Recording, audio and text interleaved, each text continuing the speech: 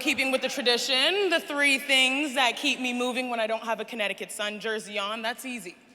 Number 1, taking on my sisters in DDR, and if you know my sisters, you know that's a hard task. Number 2, jumping off of my couch while watching Game of Thrones, House of Cards, Homeland. I heard Peter Quinn is in the building. And number 3, running to Chipotle before it closes. If you know me, I do this almost every day. If you're an athlete or a performer or a debater or just about anybody, the word coach has a certain magic to it. Because a good coach has a singular focus, making you better than you were before. Before we get to honoring the coach who has had an impact on my life, I want to pause a moment to recognize the outstanding coaches in our lives and in this room.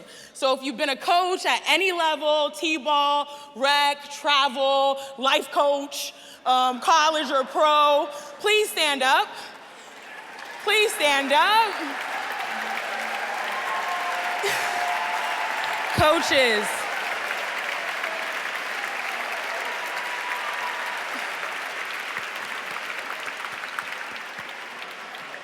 Coaches, you have put yourself before others. Actually, I take that back. You put others before yourself. You have worked long hours to make sure we're ready to compete. And you have put us on a path to success, on the field, on the court in my case, and in life. Let's hear it for our coaches one more time.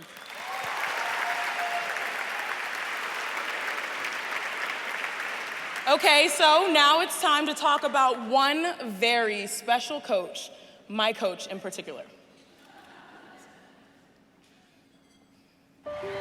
February 3rd of 2017, Tara VanDerveer joins the 1,000 win club. Thank you all very much. It's a special evening, and I'm moving on to 1001 on Monday night, so come on back.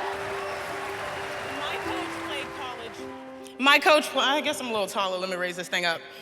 My coach played college hoops at Albany and then at Indiana, and after attending a coaching clinic taught by the legend Bobby Knight, she was destined to be courtside, but she probably didn't know it then. That's because after completing college, she took a year off, thinking that she was gonna go to law school. Well, while at home, pondering her future like most people do right out of college, her family urged her to help out with her sister Marie's basketball team, which was down a coach. That's where she found her true love, coaching. And quickly thereafter, she landed the head coaching job at Iowa and won the first game of the season, win number 1. By the mid-'80s, my coach had turned the Ohio State women's basketball team into a national powerhouse. And in 1985, Stanford University, AKA Nerd Nation, lured her to the beautiful city of Palo Alto. The Cardinal would never be the same again. That includes 3 undefeated regular seasons, 2 national championships, and an astounding 60-0 record as head coach of the US Olympic team in the mid-'90s.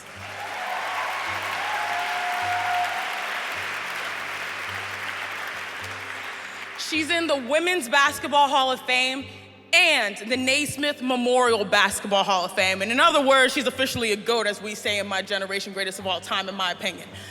And this year, my coach joined Pat Summitt and Coach K as the only Division I basketball coaches in NCAA history to record 1,000 wins.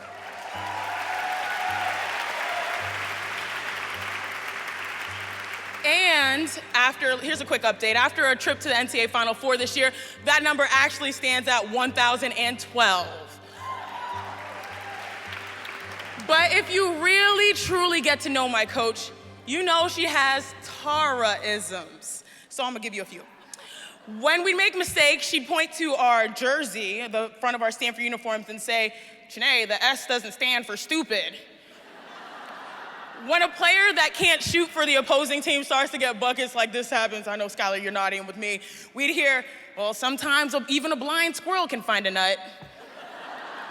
And my personal favorite, when it's just not your day, Chiney, sometimes you're the dog, and sometimes you're the hydrant. It may seem like no big deal to most of you, but she just got it.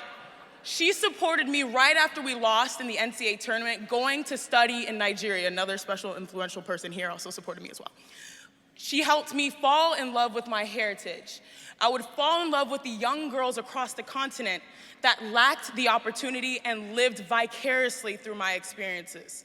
But most of all, I want you to know that my coach is not about her win-loss record or a tally of total wins, which is at 1,012. She's about cultivating young women to be better athletes and better people. She's about teaching respect, teamwork, strategy, perseverance, hard work, and most importantly, which we could use a lot right now, grace under fire.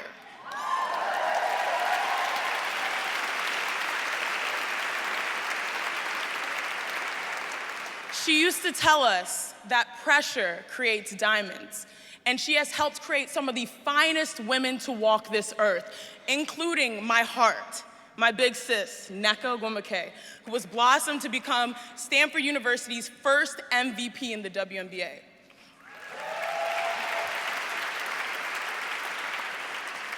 For that, and so much more, I will forever be eternally grateful.